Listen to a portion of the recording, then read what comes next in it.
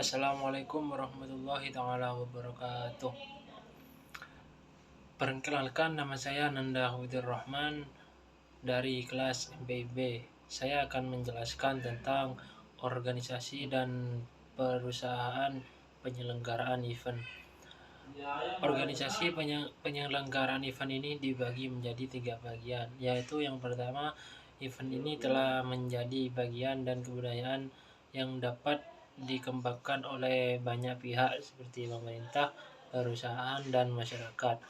Yang kedua yaitu pemerintah, departemen, perusahaan atau organisasi, dan manajer.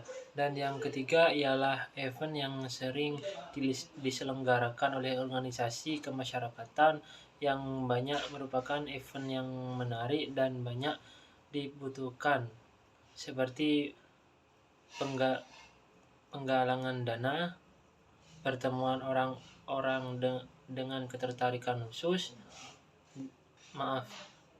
pertemuan orang-orang dengan ketertarikan khusus, event budaya lokal, dan yang terakhir event seni. Dan yang selanjutnya ialah agen media dan konsultan dan institusi pendidikan. Hal ini dibagi menjadi 4 bagian, yaitu yang pertama agen penyedia tempat event, dan dimana agen ini memberikan rekomendasi tempat yang cocok dengan event, memberikan minimal 3 pilihan tempat yang cocok. Dan yang kedua yaitu media. Media ini dibagi menjadi 3, yaitu menertibkan informasi melalui cetak maupun elektronik. Yang kedua, memuat topik jenis event sukses yang diselenggarakan. Dan yang ketiga, elektronik. Website event telah memberikan dampak yang besar dan dapat diakses dengan cepat dan mudah. Yang ketiga yaitu konsultan, orang yang memiliki pengetahuan spesifik atas setiap jasa yang diperlukan klien. Dan yang keempat yaitu institusi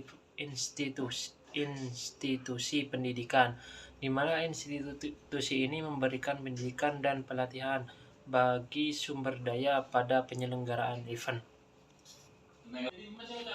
Dan yang dimaksud pengertian studi kelayakan event ialah pertimbangan untuk menyelenggarakan event berupa analisis terhadap ide yang muncul, dan selanjutnya dilakukan saringan terhadap jenis kegiatan yang paling tepat untuk ditetapkan satu kegiatan untuk diselenggarakan. Dan yang berikutnya ialah proses seleksi ide kelayakan event, di mana proses ini dibagi menjadi 4 bagian, yaitu yang pertama sifat event yang akan diselenggarakan, tujuan event, bagaimana event dapat terselenggara, dan yang terakhir keuntungan apa yang akan didapatkan oleh peserta dan terselenggaranya event. Dan yang selanjutnya ialah proses saringan pemasaran. Proses saringan pemasaran ini dibagi menjadi 4 bagian. Yang pertama, tanggal pelaksanaan event, dan yang kedua jenis event, dan yang ketiga yang disukai, dan yang terakhir ialah inovasi, di mana inovasi ini memberikan ide baru tentang event pada target pasar yang dituju. Dan yang berikutnya ialah proses saringan operasional. Yang pertama adalah sumber daya, yang kedua SDM, dan yang ketiga tema event, yang keempat tanggal event. Yang ketiga ini tempat event, yang keempat tanggal event, dan yang kelima durasi event, dan yang keenam teknologi, dan yang terakhir resiko. Dan hal yang berikutnya ialah proses saringan keuangan.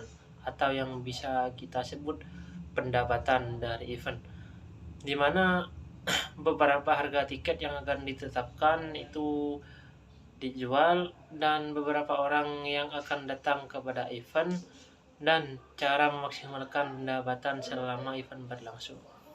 Dan yang terakhir ialah proses saringan keuangan atau yang dimaksud biaya. Yang pertama ialah biaya untuk menyelenggarakan event, dan yang kedua biaya yang harus dikeluarkan untuk staff, dan yang ketiga penggunaan dekorasi yang akan mempengaruhi komponen biaya. Yang ketiga konsumsi tambahan lainnya pada penyelenggaraan event, dan yang kelima makanan dan minuman yang dibagikan selama event, dan yang keenam penggunaan listrik, dan yang terakhir penggunaan asuransi untuk event. Sekian dari saya. Wassalamualaikum warahmatullahi wabarakatuh.